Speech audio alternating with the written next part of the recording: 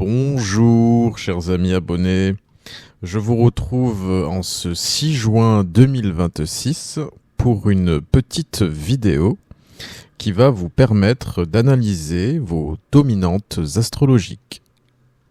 Pour ce faire, je m'appuierai sur la méthode d'Hadès que j'améliorerai quelque peu en introduisant des critères supplémentaires qui vous permettront d'affiner un peu plus l'analyse, sachant que la méthode hadésienne se suffit à elle-même et que sans autres ajouts, vous permet déjà d'avoir une vision, je dirais, objective et complète de vos dominantes astrologiques. Alors, pour illustrer cette méthode astrologique, je prendrai mon propre thème pour exemple, parce que c'est celui que je connais le mieux et puis ça vous donnera aussi l'occasion de mieux me connaître si jamais vous ne me connaissez pas déjà. Je vais dans un premier temps vous citer les différents critères et ensuite, dans un deuxième, essayer de les déceler dans mon propre thème. Je cite: la dominante est l'astre éventuellement conjoint au maître de 1, l'astre le plus élevé, c'est-à-dire le plus proche du MC, les astres angulaires et l'astre éventuellement conjoint à un luminaire. Voilà, vous voyez, c'est extrêmement simple, il y a 4 critères extrêmement précis, faciles à mettre en œuvre, c'est, je dirais, sans fioriture. Alors, dans le thème d'exemple, c'est-à-dire le mien, nous avons... Alors déjà, est-ce que nous avons un astre conjoint au maître de 1 ? Le maître de 1 étant Neptune et Jupiter. Neptune est le maître moderne du signe des Poissons et Jupiter son maître traditionnel. Nous voyons donc qu'ici il n'y a pas de planète conjointe. Nous passons donc au critère numéro 2. L'astre le plus élevé, c'est-à-dire le plus proche du MC. MC veut dire milieu du ciel. Du latin medium coli. Reportons-nous donc à la carte du ciel et que voit-on ? Que Uranus est la planète la plus élevée, la plus proche du milieu du ciel, à 15 degrés 54 du signe du Sagittaire. On peut noter également que Neptune est proche du MC et de surcroît maître de l'ascendant Poisson, mais elle est un peu large et puis surtout elle me semble ici supplantée par Uranus qui non seulement est conjoint au milieu du ciel mais en plus forme un carré à l'ascendant et une opposition à la Lune. Il touche donc des points rapides du thème, des points, je dirais, majeurs, étant précisé que les aspects qui personnalisent le plus le thème sont les aspects aux 4 angles que sont l'ascendant, le milieu du ciel, le descendant et le fond du ciel, et d'autre part, les aspects aux planètes rapides et prioritairement le Soleil et la Lune. Viennent ensuite Mercure, Mars, Vénus, etc. Pour ce qui est de l'orbe de conjonction aux 4 angles, chaque astrologue a sa politique et pour ma part, je prends une petite dizaine de degrés, sachant que beaucoup de mes confrères prennent 5 degrés, 6 degrés, pas plus. Voilà, donc Neptune est à 11 degrés du milieu du ciel, elle est quand même un peu large et surtout, elle me semble nettement supplantée par Uranus ici.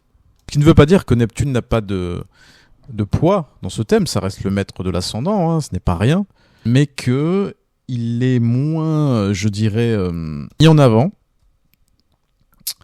pour la raison que je viens d'évoquer, c'est-à-dire qu'il ne touche pas beaucoup de points rapides et névralgiques du thème, alors que Uranus est beaucoup plus proche du MC, donc mis en valeur par le milieu du ciel, c'est le point le plus haut, c'est le point le plus chaud, hein, ça équivaut à l'heure de midi, n'est-ce pas ?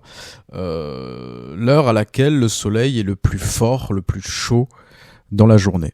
Et donc, chaque astre qui passe sur ce point rayonne à son maximum, à son zénith, hein, et donc revêt une importance capitale sur le plan global de la personnalité, puisque chaque point, en fait, encore une fois, fait que la planète revêt une puissance capitale qu'on qualifie de dominante dans le thème, mais Plus singulièrement, plus précisément, le milieu du ciel touche le secteur de la carrière, le secteur du destin. C'est donc chaque astre qui va se trouver conjoint au milieu du ciel va impacter fortement ce domaine de votre vie, même si, encore une fois, ça va toucher votre personnalité globale, puisque ça va, si vous voulez, amplifier les énergies et la symbolique de la planète, mais voilà, de façon prioritaire, ça va toucher le secteur de la carrière pour le milieu du ciel. L'ascendant sera plus en rapport avec votre personnalité extérieure, votre apparence, votre manière de vous présenter au monde, aux autres. Le descendant va marquer votre rapport à la société, votre rapport aux autres, votre rapport aux conjoints, aux associés, aux adversaires déclarés, etc. Et le fond du ciel va marquer votre rapport à la vie familiale, à votre départ dans la vie, ainsi que la fin de vie. Faut pas oublier la fin de vie, hein, n'est-ce pas? Et aussi, on pourrait ajouter tout ce qui a trait au foyer, aux immeubles, au patrimoine immobilier, etc., etc. Les parents, bien sûr, j'ai oublié les parents, c'est très important, le père, la mère. Il n'y a pas consensus, en fait. Bon, certains vous diront que la maison 4 représente le père, d'autres qu'elle représente la mère, puis c'est inversé selon les sexes, etc. Bon, ne vous prenez pas la tête avec ça. Considérez que le fond du ciel représente la famille, le père, la mère. Voilà, c'est déjà bien. Après, le reste, c'est un petit peu, vous savez, comme les discussions sur le sexe des anges. C'est un petit peu pareil, finalement. Ça n'a pas grand intérêt, en fait. Des querelles de chapelle, des querelles de boutiquier...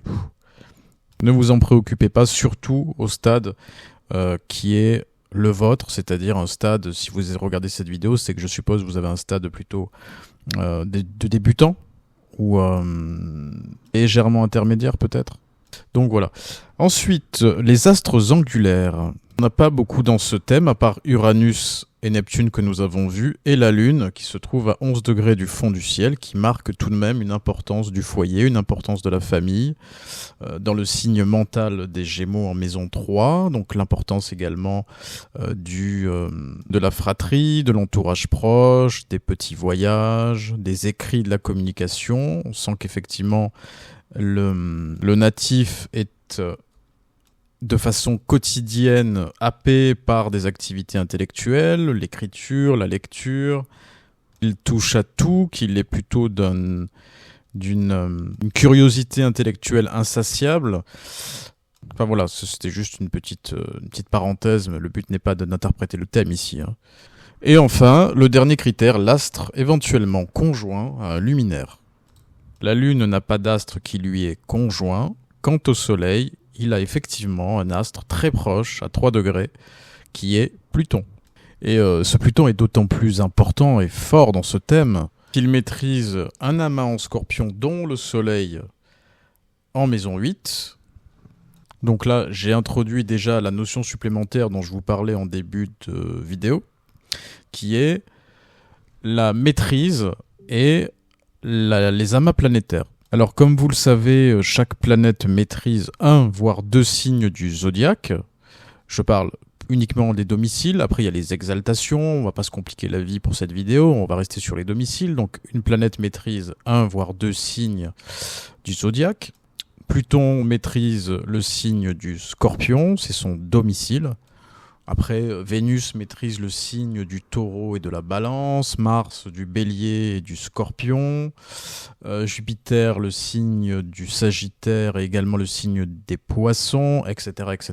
Voilà, vous avez compris le principe. Donc la maîtrise revêt une importance tout de même dans une interprétation des dominantes, je dirais à la fin, c'est-à-dire après avoir passé en revue les critères que nous avons vus précédemment. Vous pouvez faire intervenir la maîtrise et surtout, les amas planétaires. C'est capital les amas planétaires parce que c'est une concentration d'énergie dans un même signe, voire une même maison, donc c'est fondamental. Et ici, on voit que le signe du Scorpion est survalorisé puisqu'il a 4 planètes dans le signe, dont le maître du signe qui est Pluton, et en plus de surcroît dans la maison 8 qui est le domicile terrestre de Pluton. Donc Ce thème est très chargé en énergie plutonienne par analogie. André Barbeau nomme ça un faisceau de convergence ou un complexe Pluton-Scorpion maison 8. Donc c'est, on va dire, l'un des critères les plus puissants en termes de dominante pour moi, hein. Donc on voit que ce Pluton réunit plusieurs critères additionnés et en fait donc la première dominante du thème, puisque d'une part il est conjoint au luminaire qui est l'un des critères principaux pour la détermination de la dominante, d'autre part qu'il maîtrise l'astre auquel il est conjoint, et de surcroît, il maîtrise un amas de 4 planètes, plus le nœud sud. À ne pas oublier le nœud sud, auquel il est conjoint d'ailleurs aussi, hein. C'est un critère que notamment les karmistes, hein, les astrologues karmistes, jugent important. Et Hadès d'ailleurs parlait aussi de ce critère-là. Même s'il n'en parle pas ici, dans d'autres livres, il insiste sur l'importance des astres conjoints au nœud lunaire. Voilà, donc nous allons faire un petit récapitulatif des dominantes principales. Pluton en numéro 1, Uranus en numéro 2 et la Lune en numéro 3. C'est une modélisation, comme vous l'avez vu, très facile à mettre en place, très accessible, il n'y a aucun problème. Même si vous êtes débutant, je pense que vous devrez réussir cet exercice. Après, si vous êtes un peu plus aguerri dans ce domaine, un peu plus expérimenté, un peu plus chevronné, j'ai mis en place une grille d'analyse des différents critères avec une attribution de points à chacun par ordre d'importance, donc du plus élevé au plus faible. Et ça réunit un nombre de critères assez considérable, les mètres par exaltation, les réceptions mutuelles, les différents aspects aux planètes, etc., etc. C'est une modélisation un peu plus compliquée, mais avec le tableau que j'ai mis en place sous Excel, vous devriez vous en sortir assez facilement, d'autant plus que les points sont affichés. Donc pour chaque critère, vous avez les points à côté qui vous permettront de pouvoir mettre dans la case correspondante le nombre de points qu'il faut. Et donc le tableau Excel calculera la totalité des points en fonction des critères et vous dira à la fin quelles planètes ont obtenu le plus de points et elle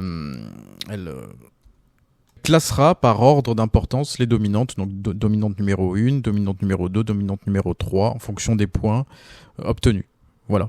Donc si ce tableau vous intéresse, vous pouvez vous le procurer sur mon site david-astrologue.fr dans l'onglet boutique au prix de 9,99 €. Voilà, le nom du programme c'est David Astro Soft. Voilà les amis, écoutez, j'espère que cette vidéo vous aura plu. Elle n'est bien sûr pas exhaustive sur le sujet des dominantes, hein, qui est un sujet très complexe, très vaste, très profond et très riche, qui demande beaucoup d'expérimentation, beaucoup d'heures passées à essayer d'analyser un thème de fond en comble. Mais avec de la pratique, voilà, ça devrait assez vite rentrer.